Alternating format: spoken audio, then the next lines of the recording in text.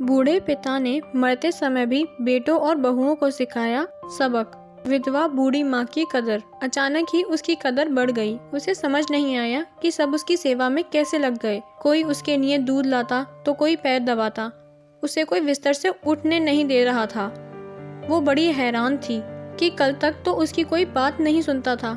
आज अचानक उनका इतना मान कैसे बढ़ गया। बेटे बहुएं सब उसको पास रखने के लिए झगड़ रहे थे। वो मुस्कुरा रही थी, सब कुछ समझकर भी अनजान बन रही थी। यह वाकई उसके समझ में कुछ नहीं आ रहा था। एक अनूठी सच्चाई लेकर आई हूँ आपके सामने। आपकी पसंद और राय का इंतजार रहेगा। आज जब वो सोकर उठी तो हैरान थी। तीनों बहुओं ने उसके लिए नाश्ता भेजा था। सारे नाती पोते उसे घेरे खड़े थे। वो मंद मंद मुस्कुरा रही थी। फिर सबका दिल रखने के लिए सबका खाना चख लिया। अब तो ये रोज का नियम बन गया। सब उसके खाने पीने सोने की परवाह करते। बुढ़िया का जीवन मानो सफल हो गया।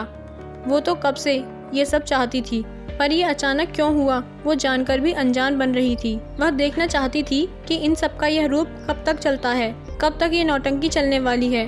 वो बस सबकी था लेती और मंद मंद मुस्कुराती। कई दिन गुजर गए। सबके बीच खुसर फुसर शुरू होने लगी। वो आंखें बंद कर सोने का नाटक कर रही थी कि बड़ी बहू की आवाज़ कानों से टकराई। बुढ़िया को इतना खिलाया पर दिल ना पसीजा इसका। छाती पे लेकर जाएगी क्या? तुम तो बिल्कुल भोले हो।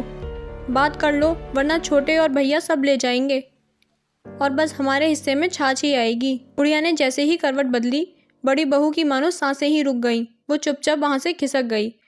बुढ़िया करवट बदलकर आराम से सो गई। और आज तो हद ही हो गई। मझली बहू की किट्टी पार्टी थी और वो जबरदस्ती बुढ़िया को अपने घर ले गई। ना सिर्फ ले गई बल्कि अपनी सभी सखियों से भी मिलवाया। आज तो बुढ़िया को खाने को भी 10 व्यंजन मिले। मझली बहू दिन भर थकती रही, पर मजाल है कि शिकायत की हो। रात बुढ़िया को दूध से भरा गिलास देने गई, तभी मझली बहू उसके पैर दबाने लगी। बुढ़िया धोती मुंह में दबाए हंस पड़ी। उसे आज अपने पति दीनानाथ की बातें याद आ गईं। कहते थे तू चिंता मत कर, मेरे जाने के बाद तू राज करेगी। दीनानाथ 2 माह पहले ही स्वर्ग को सिधारे थे। तब बुढ़िया बहुत रोती थी कि तुम्हारे जाने के बाद कोई रोटी नहीं डालेगा। और दीनानाथ कहते देख लेना रवि की अम्मा, सब बहुएं तुम्हारी सेवा करेंगी। बुढ़िया को आज दीनानाथ की बड़ी याद आई। जब तक जिए शान से जिए और गए तो भी शान से। किसी को भी कोई कष्ट न दिया। सबको पहले ही सब कुछ सौंप दिया था। मरते वक्त बस 2 पन्नों का पर्चा बुढ़िया को पकड़ा गए। जाने का आखिरी समय था उसमें कि बुढ़िया की दुनिया ही पलट गई। दीनानाथ के जाते ही सब बुढ़िया की सेवा में लग गए। मंझली बहू पाँव दबाते दबाते वहीं सो गई। बुढ़िया की आहट सुन उठकर बोली, माँ जी कुछ चाहिए? बुढ़िया बोली, 2 नंबर जाऊं, साथ चलेगी? बोल बात करती है। बुढ़िया इनके नाटकों से पक चुकी थी।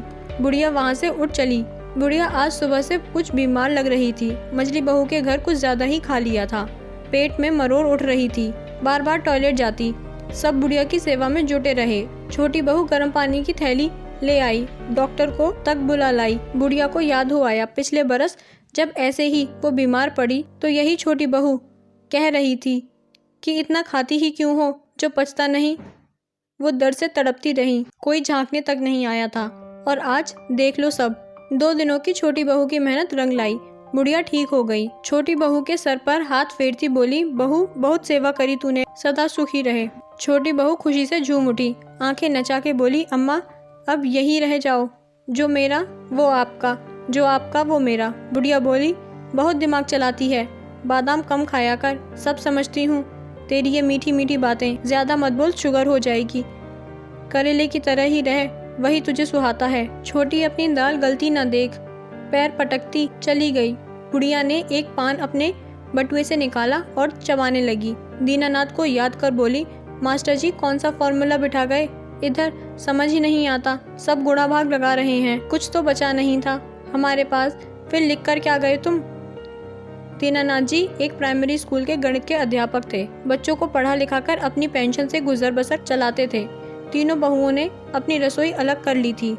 दीनानाथ अपनी पत्नी के साथ अलग रहते थे। सबको सब सौंप चुके थे। बुढ़िया को यही चिंता रहती कि अब कुछ पास तो है नहीं। पेंशन भी आधी मिलेगी, पूरी भी कौन सी ज्यादा थी। फिर वो क्या खाएंगे क्या पकाएंगे? दीनानाथ का थोड़ा जोर था तो बच्चे सुन भी लेते थे। वो तो अनपढ़ गंवार, पेंशन कहाँ मिलेगी वो तो ये भी ना जानती थी। दीनानाथ हमेशा कहते थे, तू चिंता मत कर, देख लेना रानी बनकर राज करेगी। बुढ़िया हंस देती, कहती तुम्हारे जीते जी जो राज करने थे कर लिए, अब राजा ही न रहे तो राज कैसा। दीनानाथ चले गए। बुढ़िया बहुत रोई। अभी सब शुद्धकरण में लगे थे कि वकील घर आकर बुढ़िया के हाथ 2 पन्नों का कागज थमा गया। बुढ़िया से अंगूठा भी लगवा गया। सब काम धाम छोड़कर वकील के पास विराज गए और जो वकील ने पढ़कर सुनाया तब तो सब एक दूसरे को ताकने लगे। वो दिन और आज का दिन बुढ़िया की जी हुजूरी होने लगी। सब बुढ़िया से बड़ा स्नेह रखने लगे। बुढ़िया की जिंदगी की दिन रात दुआ मांगते। बुढ़िया पड़ी तो न थी पर कड़ी तो थी ही। दीनानाथ का खेल समझ मंद मंद मुस्कुरा देती, पर उनकी याद में अपनी आंखों के कोरों को धोती से पोंछ लेती। आज दीनानाथ को गए साल गुजर गए। बुढ़िया का मन था कि उनकी याद में उनके स्कूल के गरीब बच्चों को भोजन मिले। बुढ़िया की बात मान तीनों बहुएं जुट गईं। शानदार भंडारा हो गया। सब 2 दिन जुटे रहे, पर न पैसों की शिकायत न मेहनत की। बुढ़िया देख अचरज करती रही, ये औलाद बाप के सामने ये कर्म करती तो उनकी आत्मा को कितनी ठंडक मिलती। बड़ी बहू की बिटिया बड़ी हो रही थी। बड़ी बहू को उसकी सगाई की चिंता सताती। अच्छा सा लड़का देख सगाई भी कर दी, पर दहेज में उन्हें फटफटिया चाहिए। बड़ी बहू बुढ़िया के पास आई और बोली, हम अपने लिए कुछ नहीं चाहते, पोती की खातिर ही सही दया दृष्टि कर दो। बुढ़िया बोली, बड़ी चिंता ना कर, सब हो जाएगा। बड़ी बहू को लगा बुढ़िया पसीज गई, अब जरूर कर देगी। पर महीना निकल गया। बड़ी बहू का सब्र का बांध टूट गया। वो बुढ़िया से कहने ही जा रही थी कि पोती आकर बोली, मम्मी फटफटिया उन्हें पसंद आई। बड़ी बहू बुढ़िया के पैरों में गिर गई और फिर लगकर सेवा में। बुढ़िया फिर अचरज में थी कि अब ये कौन सा कमाल है दीनानाथ जी का। बड़ी बहू तो बुढ़िया को हिलने भी न दे, शादी के सारे काम बुढ़िया से ही कराए। बुढ़िया के बिना तो लोटा भी इधर से उधर न जाए। शादी का दिन नजदीक आ गया। बड़ी बहू फिर बुढ़िया के सिरहाने बैठ गई। अम्मा सब हो गया, बस पोती को एक हार बनवाने की खातिर मदद कर दो। बुढ़िया क्या कहती, दीनानाथ जी की तरफ देख कहती, अब लगाओ कुछ जुगाड़, हमारा दिमाग अब ना चलता। पिछली दफा तो फोन पे लड़का को हड़का दिया तो दहेज के केस से डर गया तो फटफटिया बच गई, पर अब क्या जुगाड़ लगाएं, ये तुम्हारा खेल है, तुम ही कुछ रास्ता बताओ। 2 दिन भी न बीते कि पोती नाचती हुई आई, अम्मा हमारा हार देखो, सुनार दे के गया, कैसा है। बुढ़िया उलट पुलट देख रही कि सोने का ही है। अब तो अम्मा पूछने लगी। सब अम्मा के चरणों में गिर गए और अम्मा दीनानाथ की तरफ देख बोली, गणित अच्छी जानते हो, मुझे भी सिखा जाते। पोती विदा हो ससुराल चली गई। सब बुढ़िया का गुणगान कर रहे थे और बुढ़िया आने वाले तूफान का इंतजार। पहले फेरे को पोती घर को आई तो आते ही बुढ़िया से मिलने गई। बुढ़िया डर से हिलने को हुई तो पोती बोली, अम्मा तुसी ग्रेट हो, मेरा पति तो तुम्हारी ही बात करता है बस। बुढ़िया ने ठंडी सांस भरी कि चलो उसका जुगाड़ काम आ गया, मतलब लड़का थोड़ा समझदार निकला। दीन दुनिया की बातें जितनी बुढ़िया ने उसे समझाई थी उसके पल्ले पड़ गईं। सब सच्चाई से अनजान थे और बुढ़िया की जय जयकार हो रही थी। बुढ़िया ने पोती को अकेले ले जाकर पूछा, सब कुशल मंगल है कि नहीं, पर पोती तो बहुत ही खुश थी। बुढ़िया को दीनानाथ की कही बात याद आ गई, जब सीधी उंगली से घी ना निकले तो उंगली टेढ़ी कर लेनी चाहिए। वही बुढ़िया ने किया और घी निकल आया। अब तो बुढ़िया भी बीमार रहने लगी थी। दीनानाथ का बुलावा आ गया। वो भी जाने को राजी थी, पर सब उसे घेरे खड़े थे।